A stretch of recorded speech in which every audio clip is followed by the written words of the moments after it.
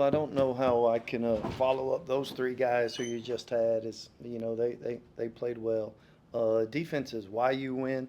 Um, Offense tells you by how much. And we were, okay defensively. The thing that I have to remember is I know they got a third of their rebounds, but five of them are team rebounds. So those are deflections, things that go out of bounds just because guys are battling for the ball. But it's 22-5 on second chance points. So we still were able to retrieve 40% of our misses, and so there was some positives there for us. But yeah, again, we need to do a good job on the glass, and we're not always going to shoot it that well. I thought the best decision that we made this week was we actually took off last Sunday. I really wanted to practice, but the staff talked me out of it.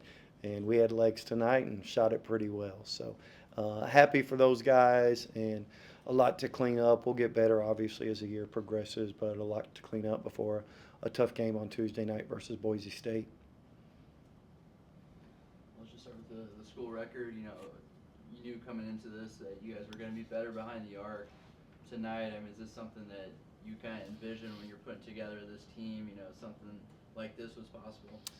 In theory, right? You just don't know if it'll ever materialize. I mean, theoretically, we're supposed to be better, but it always hasn't done that way.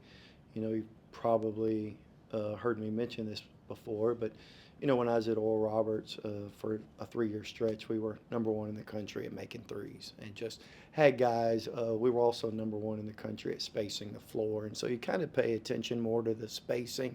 You have guys who can make shots. Kenyon being one of them. You can't fault a kid who is shooting it that well, and he pulls up on a zero fast break with nobody in front of him and shoots a three. It's like, all right, it's your night. But Mike can really shoot it. Really happy for Karan because of the confidence that he plays with and his ability to make corner threes. And Will got up two tonight. That second one was kind of in and out, but he's been able to make them in practice. And we need to make sure that we're taking the right shots. I thought that we took simple plays. So theoretically, when you put the roster together, you think you're better a shooting team. But I am glad to see it materialize for those guys. And after Kenyon hits that three in transition, I look over the sideline, you got a big smile on your face. How much fun are you having coaching this team? It seems like they love playing basketball. They love playing together for each other. How much fun are you having coaching these guys? Yeah, I mean, and again, I mean, there's going to be some adversity that hits us at a course in the year, and then you kind of peel back that band-aid, and then you understand, like, man, there's some bruises there that we weren't necessarily aware of.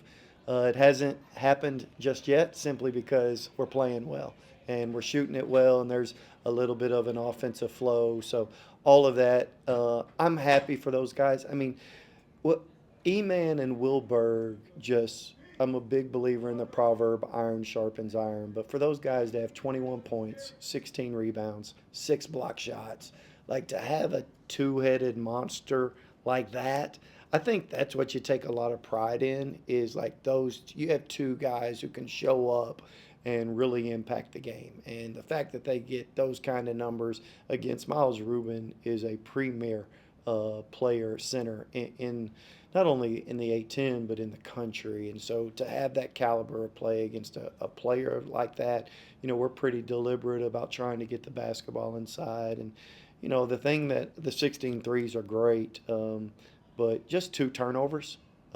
Really happy that we were just making simple basketball plays. Weston tells me that's a record. I don't know if we've confirmed it. Tied.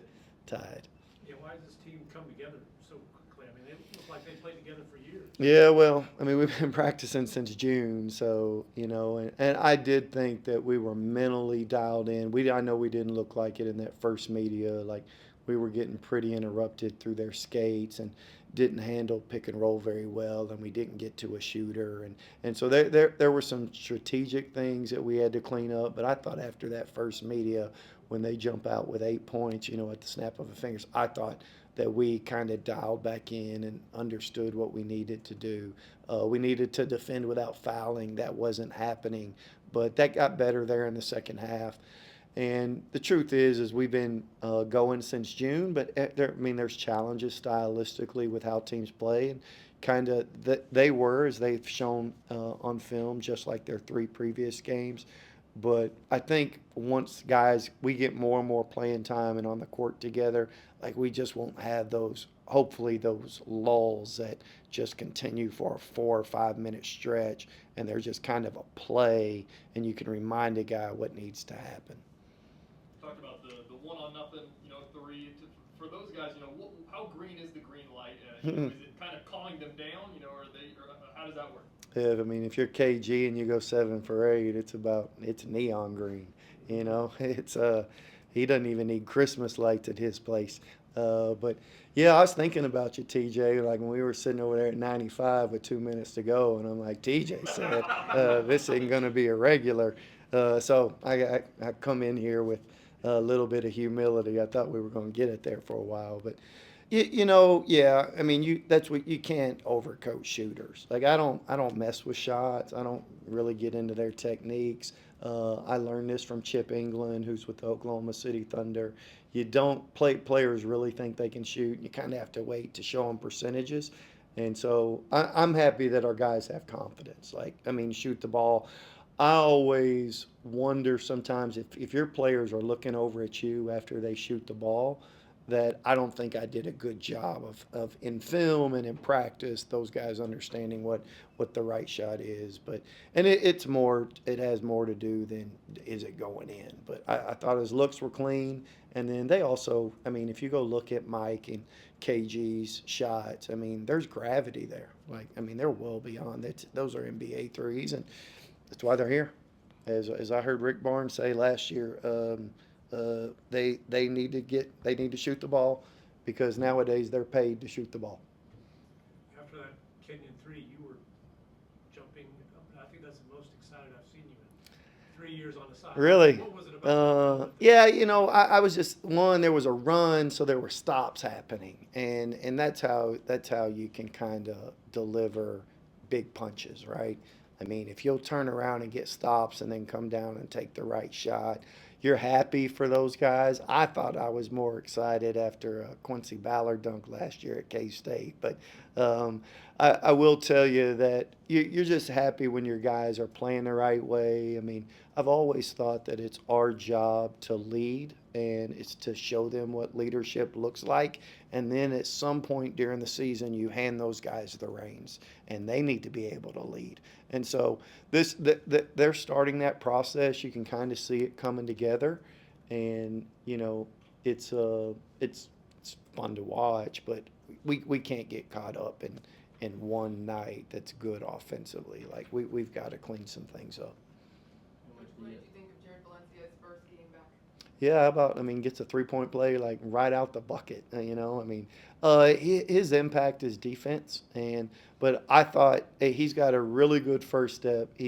His ceiling is so high just because I've used this word twice because I heard Warren Buffett use it. But his apperceptive mass, I don't really know what that means other than a library of knowledge. He just doesn't have much. And I think he's going to be a phenomenal player. He can impact the game right now just through his length and through his effort. So I was happy for him to get a quick start like that. And it was a play he was supposed to go to the corner. To be honest, it's supposed to be on the other side and him cutting from the corner. But we got it to him. He had a good first step, finished a play like that. And when he gets in shape and he gets healthy, he's going to be a force for us.